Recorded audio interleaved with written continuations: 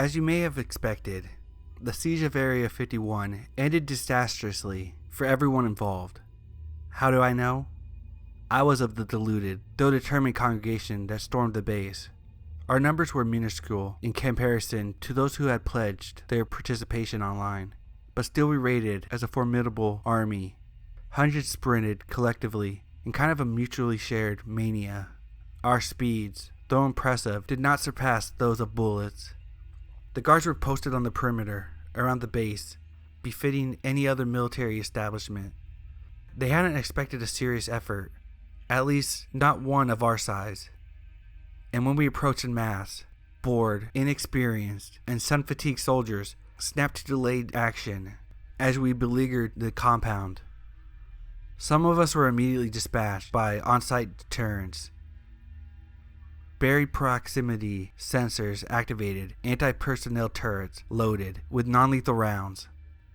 Bodies fell in clusters, with a sizable portion of our admittedly pitiful army immediately turned back towards their vehicles. Those of us who persisted, determined to uncover the secrets of the legendary base, continued the onslaught. Armed with nothing but our cameras, makeshift gadgets, and curiosity, I remember leaping over a fallen comrade, his eyes pouring with tears, as he dabbed delicately with a napkin a large red mark on his forehead, where he had been struck with one of the automatic defense system's pellets. The group-borne energy was quickly depleted in the face of the base's efficient weaponry. By the time myself and others reached the actual fence that enclosed the base, the guards had already taken up the position of suppression, which would have easily been our doom if some of us hadn't anticipated such quick failure before we had even set foot on the actual grounds. No one had brought weapons, so as to avoid being charged with any major felonies, though we had equipped ourselves with various devices which we believed inimical to the human psyche. Every manner of hypnotic or hallucinogenic construction was employed, devices meant to stun, disorientate, confuse, and baffle, hastily prepared and not so expertly used. Most of the guards we targeted merely laughed, with others who seemed to succumb, albeit minimally, to the desert effects. However, the momentary lapse in concentration and formation was all we needed. Our sheer numbers collided with theirs, to our favor.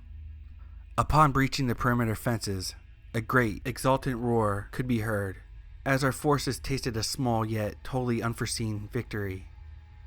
And the guards, who had been gatekeepers, merely stood in disbelief. Though our numbers had been reduced to only a few dozen, we searched through the massive plot of land with as much fervor as before, and dispensed into smaller groups to cover more ground. My group, comprised of those who sought the answers to the Roswellian mystery and hoped to capture images of the extra-mundane nature, entered a long and seamlessly spacious building to the east of the compound. The building's construction suggested that it used to be a hangar for aircraft, and I'm sure you can guess what sort of aircraft we expected to find. Most guards were present there, though we dispatched them without issue using our hypnotic gadgets. Inside, though indeed a hangar, we found only a regular, mundane aerial vehicle of earthling design. We maintained radio contact with other groups, and to our great disappointment, they reported similar failures in uncovering any extraterrestrial artifacts. Strangely, the group that believed the base housed non-alien, yet equally preternatural objects or presence hadn't reported their findings. My group unanimously agreed that this was troubling. Due to the group containing the hardest and most devoted of our congregation, we set out to find the silent detachment. A flame of interest reignited within us. By then, our numbers had dwindled to a fraction of what we first entered, most of them having been detained or slain by the armed personnel who saw us ransacking and looting as troublesome enough to warrant serious retaliation. Gunfire was heard, blood was smelled, and the screams were unnervingly cut short all around us. My group came across a duo of rather trigger-happy guards who had just neutralized an entire gang of truth-seekers, and if it hadn't been for the sacrifice of those brave, we would have all fallen. He charged the guards, tackling them to the ground, allowing for us to escape into the unmarked building, whose stairs led into the earth. Behind us, the guards were struggling, and then the sound of a rifle. The building stairs led down for a great distance, and though I was never particularly good with determining geographical scale, I am at least certain that our descent measured a mile, perhaps more. Concrete walls with stairs descended interminably. The passageways illuminated, at intervals, by simple bulbs that dangled from chains affixed to the ceiling. We grew weary despite the downward trek, and 2 members fell from exhaustion. When we turned to help them, they demanded we continue on. Eventually we arrived at a large metal door, with a simple crank serving as a knob. I turned the crank, and after a strenuous effort, managed to open the door, which revealed a massive, dimly lit room, whose walls were lined with humming machinery. I recognized none of the devices and terminals that littered the room, nor did my companions, and most of what we saw seemed to be several years beyond anything of our time. The room, a gallery of super scientific design. In the center of the room was a raised, square black pad, about 12 by 12 feet, slightly bigger than a bedroom, with a metal podium linked to the machinery nearby. A sort of lamp hung over the platform, and a network of thick wiring and tubing led from the space into the unlit recesses of the room. Despite the ostensibly inert state of the machinery, we heard and felt a constant vibration emanate from the construction, a power of some kind that flowed to or from the weird platform. As we circled the thing, examining the very aspects of which I've related here, we at one point heard gunfire from the stairwell we had left, and the agonized cries of the exhausted couple. Our awestruck emotions turned to panic, frantic searching as we looked for some manner of defense from the attackers, or an escape from the room. No doors could be found. The only items capable of being weaponized were several steel chairs placed before the bizarre machinery. Doubting our success against the military combatants, I decided to make use of the focal pad. I've seen enough science fiction media to speculate that it was used for a transport of nature. Intuition and common sense allowed me to activate the machine to some degree, and the pad's overhanging lamp glowed hotly above us. Still determined to fight off the guards with the chairs, my companions gathered at the door and attempted to bar it with a chair leg, leaving me to operate the machine. After a series of button presses of no particular order, the pad began emitting a low yet powerful hum, and the digital display of the podium began counting down from 30. A small screen to the left of this displayed a series of numbers which obviously pertained to a date. And without needing a second of self-reassurance, I plotted a temporal location considerably before the current date. I practically leaped onto the pad, and just as I felt the vibrations and strange, inexpressible pulsations overcome my body, I saw the door defending group get blown back by some explosive device. What happened next, I cannot accurately describe. There was a sensation of dematerialization and atomic destruction, a subsequent reformation, and then a transference of form, not across the physical distance, but through some more abstract, illimitable expanse, as if I was blasted into existence. I don't know if it was through time or reality I traveled, and my instantaneous voyage was one of chronological reversal, or if I had been admitted to a reality where the entity resembling myself had not yet embarked into the ill-fated assault. If this was truly my original world, and I've defied the once irreversible current of time, then I can only warn you all of what happened if you attend that stupid, perilous storm. If the machine's purpose is of an arguably grander nature, and I've been cast into a mirrored realm of my own, then my astonishment still stands. I'm not sure what to make of things. I feel as if I've merely been given a second chance in my own timeline. However, there are certain things which puzzle me about this place, namely, how no one in this realm seems to have heard of the recent declassified lunar compound that our group planned to siege after Area 51, where the secrets of the extinct anti-human lizard men or rumored to be kept.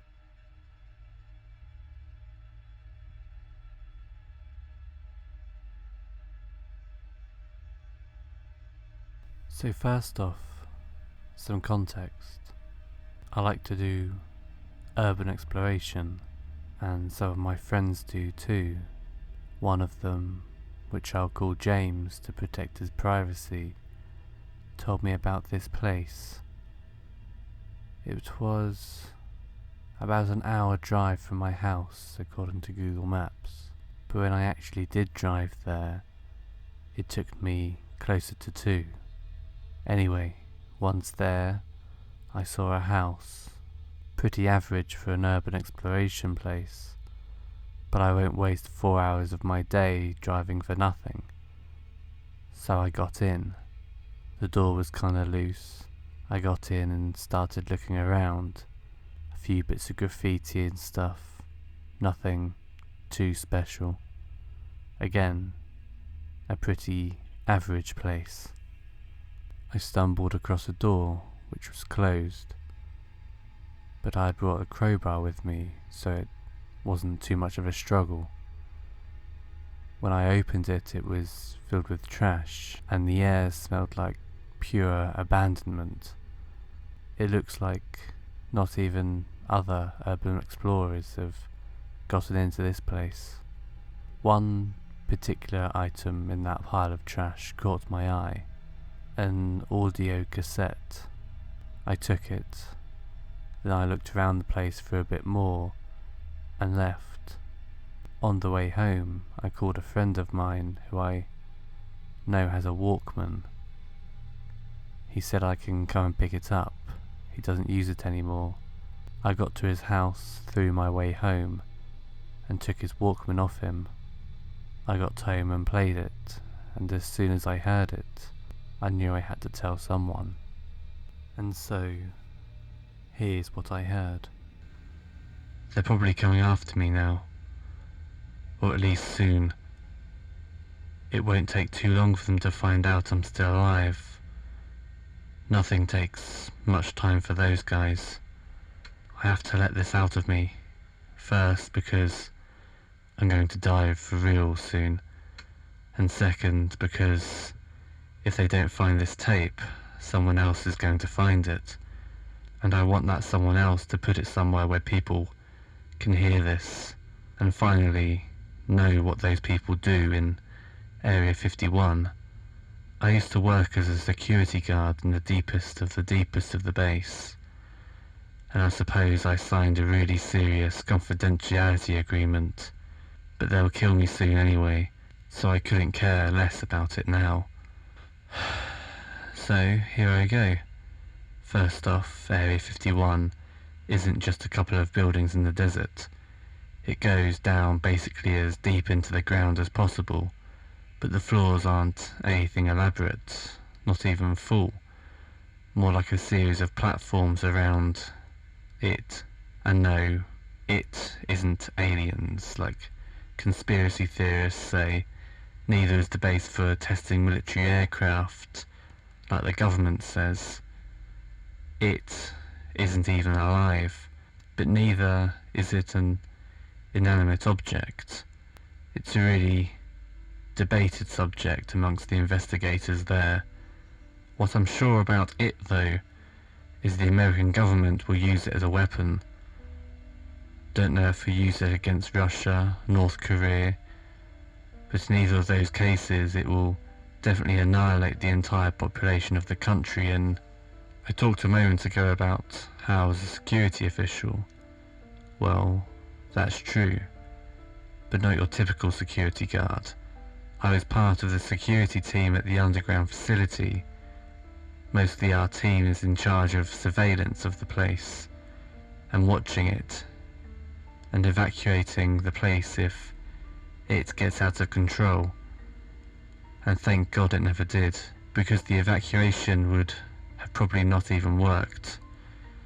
I've seen what it can do during the controlled tests, and it's terrifying.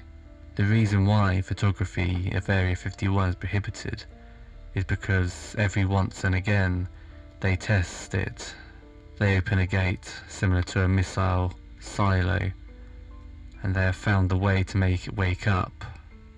And when that happens, they order it, I don't know how, to shoot anywhere it wants.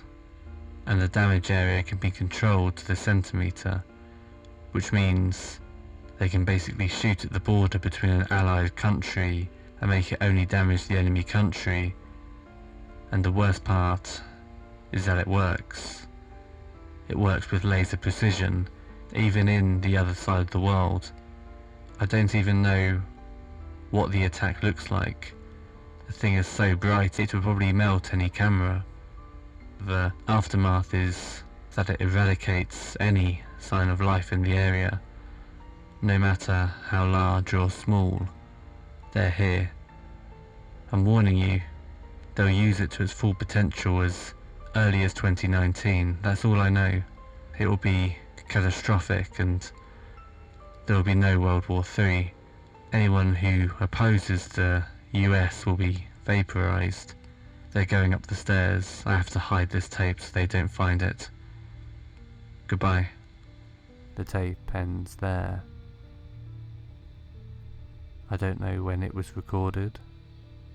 I don't know if I should take it seriously, but I think, no matter how seriously you take stories here, that you deserve to hear it, whether you choose to believe it or not.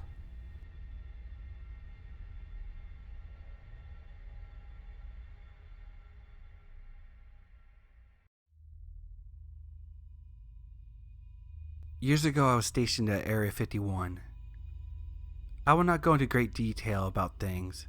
I signed a non-disclosure agreement when I first arrived. If they find out I leaked information, I could be locked up or worse for treason. So let me start by saying this to all of you people looking to storm the gates. You are just plain stupid. I say this with your safety in mind. Keep in mind 10 years ago, we used surveillance and equipment that is considered new technology by today's standards. So if you're dumb enough to try it, consider yourself warned. Come to the gates, starting 500 yards out is a minefield that surrounds the entire encampment that are all pressure sensitive. They will be able to tell the difference between wildlife and intruders. Also, there are UAVs monitoring and provide air support from high in the sky. I don't know if you've heard about the Navy testing lasers as weapons. They've had them for at least 50 years and have perfected them to one of the deadliest weapons in their arsenal. These lasers are mounted on the UAVs and have pinpoint accuracy, slicing a target in half within a millisecond, and that was 10 years ago. I can only imagine how much these things have evolved today. If you make it close enough to the gates, you will more than likely be mowed down by one of the many soldiers on patrol. There is easily half of a battalion's worth there at all times. And let me tell you, they are hungry for someone dumb enough to try something stupid like that. To top it off, the fences have enough electricity running through them to power an entire country for the next 100 years for free. And good luck with that one. If be by the power of Christ you breach all the gates and take out all the soldiers on board, you now have to worry about vaporizers, and not the douchebag smoke devices you all like so much, but vaporizers that would turn a 300-pound man into dust in a matter of seconds. I have personally seen when Corporal Benson decided that he couldn't stay there anymore, wanting to leave any way possible, even if it meant killing his way out. His parents had now believed that he died in battle, blown apart by an IED with nothing left but a few pieces of skin and organs. He was a hero, that corporal. There's a lot of crazy shit on the space that does not need to be in public eye, for good reason. I have no shit witnessed reanimated corpse, not like you see in movies, but who knows what kind of tweaks they've done over the years. You might just be the cause of a global epidemic, the likes of the Black Plague. I'm gonna go to sleep now, because I probably need the rest to run and hide to letting this information go. But hell, if I could save the lives of a few hundred people and possibly humanity, it'll be worth it. Unless I somehow die in my sleep tonight. Good thing I sleep with my P250. Keep an eye out for me. You might see me on the news for falling asleep behind the wheel while driving down the highway. With that said, good night and Godspeed.